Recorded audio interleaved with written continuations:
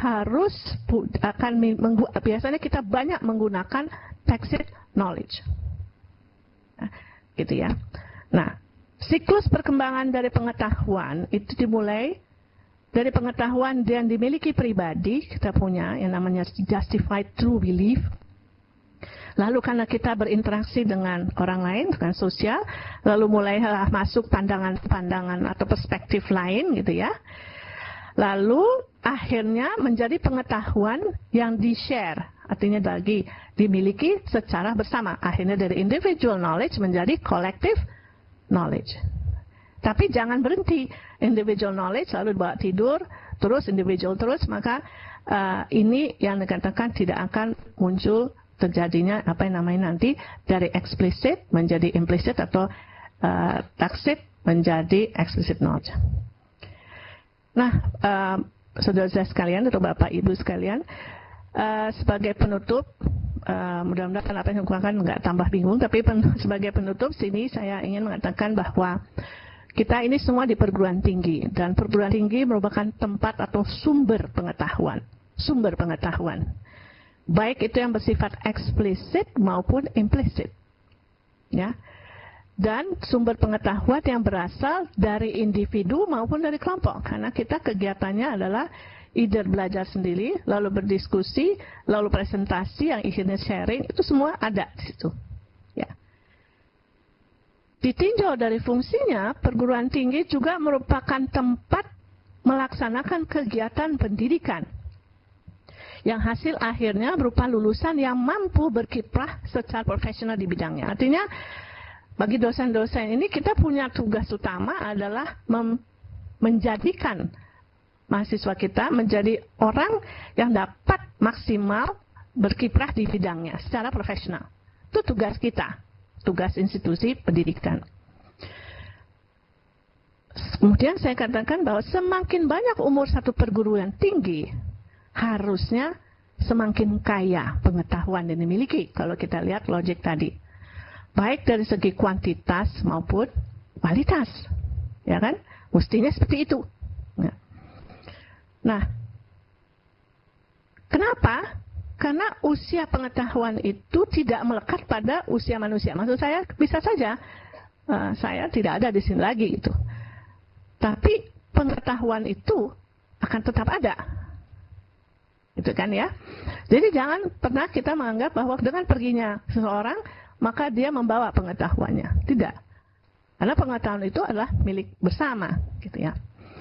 Nah, semakin kaya pengetahuan yang beredar dan digunakan dalam perguruan tinggi tadi, yang sudah umurnya sudah cukup matang, harusnya juga semakin tinggi kualitas knowledgeable person yang dihasilkan sebagai lulusan. Kalau kita ikuti lagi, logik seperti itu. Nah, sekarang pertanyaannya, apakah sudah maksimal usaha dari masing-masing perguruan tinggi dalam mengelola pengetahuan seperti yang dibahas di atas? Karena tadi harusnya kalau semakin lama umur kita, makin kaya pengetahuan, makin banyak knowledgeable person, kualitas knowledgeable personnya juga sebagai lulusan juga akan lebih tinggi. Apa sudah maksimal usaha kita dalam menampung ya atau mengelola pengetahuan dua jenis pengetahuan tadi? Atau lebih detail lagi, apakah kita sudah ada KMS?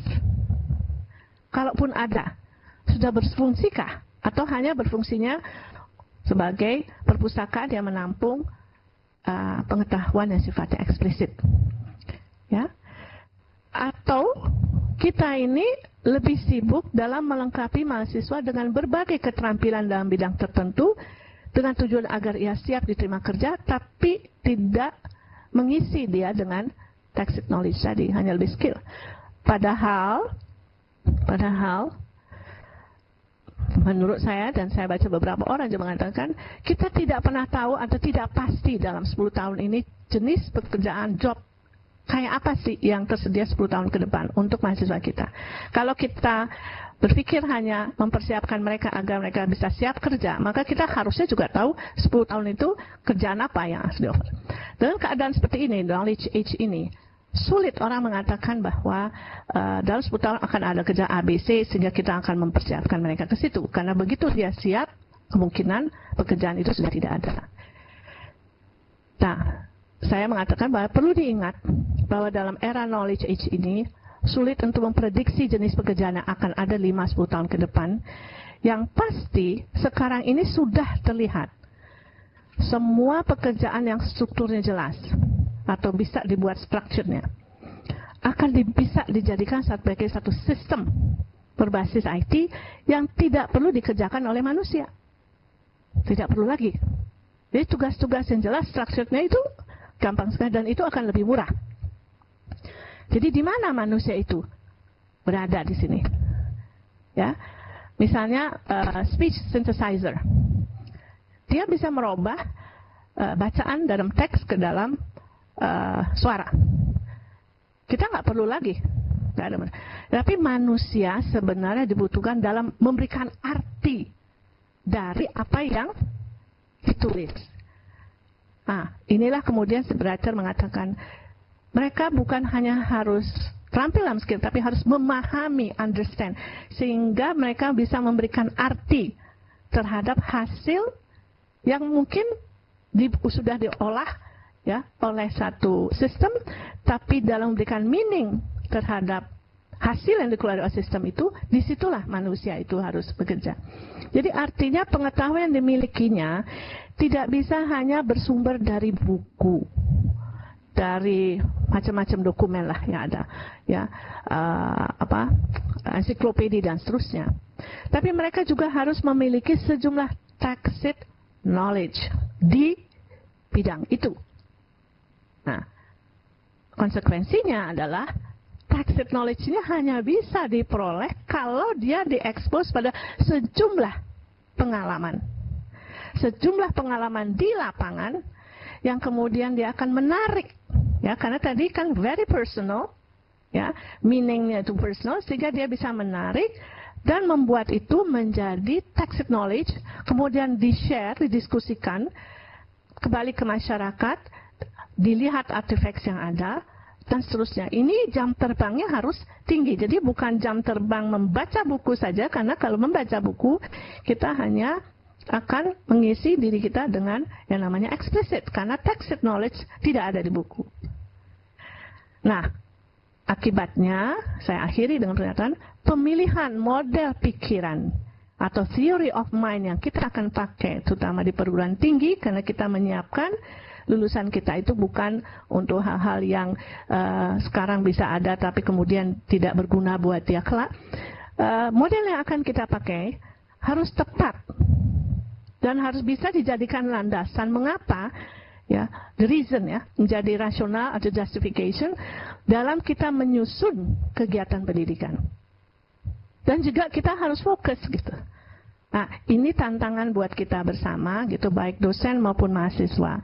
Ya, jadi di bidang cognitive science orang sudah mulai mencoba untuk menjawab pertanyaannya bagaimana kita nangkap tacit knowledge. Jadi alhamdulillah metode udah mulai dicobakan banyak untuk melihat bagaimana yang baiknya. Tapi yang paling mudah kita laksanakan sekarang adalah berinteraksi. Jadi group discussion, turun ke lapangan, berdiskusi, lihat the problem. Jadi terjadi interaksi dengan artifacts atau masalah yang ada di luar, gitu ya. Itu merupakan tempat yang paling kaya yang dapat menghasilkan tacit knowledge. Misalnya saja kita tahu ada yang namanya experiential learning. Ya. Kalau itu dijalankan benar-benar, cycle call, betul-betul cycle yang dijalankan ya, bukan KKN yang asal duduk di warung minum-minum terus bikin laporan gitu terus lulus ya. Tapi itu sebenarnya experiential learning tapi yang salah gitu ya. Tapi kalau itu jalankan cycle-nya, maka saya yakin dalam interaksi itu anak itu, mahasiswa itu akan menangkap banyak sekali tacit knowledge. Nah, itu yang harus kita berikan bekal. Sehingga bersama dengan explicit, bukan kita tidak merasa perlu mereka punya explicit learning. Dia harus juga punya explicit knowledge. Tetapi hanya explicit knowledge itu tidak akan bisa membantu mereka dalam berfungsi nanti dalam kehidupan era seperti sekarang ini. Jadi mudah-mudahan keinginan saya untuk bisa menggugah saudara-saudara sekalian, para mahasiswa pun, tentang adanya dilema ini, tentang perlunya masalah ini sama-sama kita pikirkan dan kita lakukan, cari solusi yang terbaik sesuai dengan kondisi masing-masing. Mudah-mudahan usaha saya ini bisa menggugah, dan apabila ada pertanyaan saya tidak keberatan untuk menjawabnya. Mungkin itu dulu, Ibu Moderator. Terima kasih. Terima kasih, Prof. Sudah banyak sekali yang kita dengar pagi ini ya. Mudah-mudahan gugahannya betul-betul bisa menggugah kita. Jadi tadi sudah dibicarakan masuk di dalam memang kognitif psikologi, karena dari situlah yang kita bicara banyak mengenai satu-satunya pendekatan yang melihat peranan berpikir dalam pemunculan respons, dan disadarkan pada kita bahwa knowledge itu bukan hanya knowledge yang nyata, yang eksplisit yang ada, tapi juga ada yang implisit yang luar biasa banyak dan pentingnya. Dan sejauh ini beliau juga sudah membahas mengenai dua model pikiran, yaitu classical dan classical metaphor cognition dan social cultural theory, di mana beliau mengatakan yang disorot dari dulu tuh yang eksplisit, padahal yang implisit luar biasa pentingnya. Dan ini mulai yang menggembirakan adalah tadi dikatakan mulai banyak ditelaah, insya Allah jadi banyak nanti pendekatan bisa dipakai. Karena yang eksplisit itu, dan kalau kita hanya melatih orang untuk skillnya saja, dikhawatirkan nanti skill itu bisa kadaluarsa. Misalnya 5-10 tahun lagi lulus mahasiswa mau terjun, ternyata skillnya sudah tidak diperlukan. Tapi menjadikan mahasiswa dan juga lingkungan pendidikan kita menjadi knowledgeable person, itu yang penting sehingga terus bisa mengembang. Baik, kelihatannya kita sudah bersambung selain dengan Universitas Riau tadi, juga dengan Universitas Hasanuddin. Udayana belum? Belum, oke. Nah, untuk ini kami akan melakukan tanya jawab ya. Silakan bisa misalnya satu dari Universitas Riau dulu, satu dari Universitas Hasanuddin, dan mungkin dari sini juga ada pertanyaan. Silakan. Siapa dulu mau bertanya? Tolong nanti disebutkan nama dan program studinya. Ada? Riau? Baik, terima kasih. Silakan.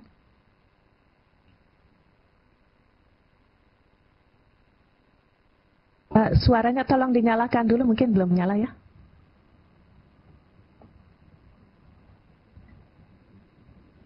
Tolong.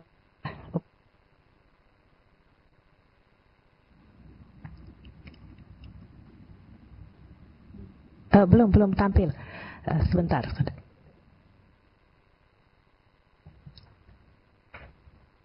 Oke, mungkin suaranya. Belum keluar suaranya di sini. Kalau Riau mungkin di kodenya masih di mute itu, Bu.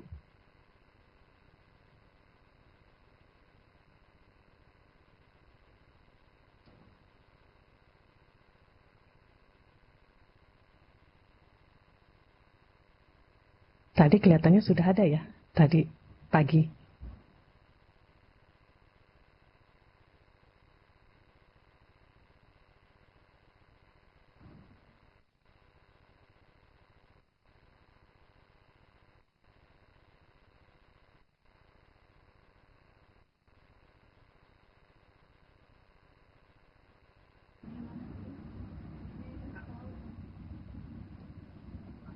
Apa yang harus dilakukan mungkin?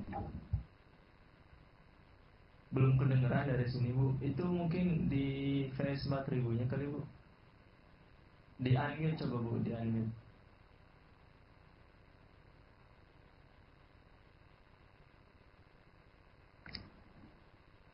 Dari pagi udah ya padahal ya.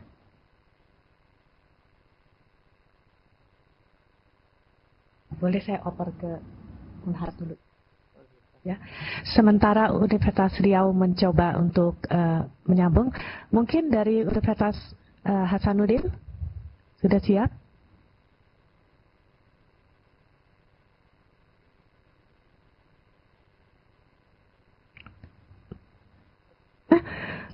Universitas Riau, Halo. bisa dicoba lagi? Halo. Hasanuddin, baik. Hasanuddin sudah masuk. Ada pertanyaan dari Hasanuddin? Tolong disebutkan Ya, ada- nama dan program studi. Ya, terima kasih Bu. Pertama-tama saya ingin perkenalkan dulu kami dari GDLN Unhas, terdiri dari program studi pertanian, beberapa dari non eksakta, dihadiri oleh dosen dan mahasiswa. Saya ingin bertanya satu hal, melihat pemaparan yang terakhir, sehingga saya menarik satu pemikiran bahwa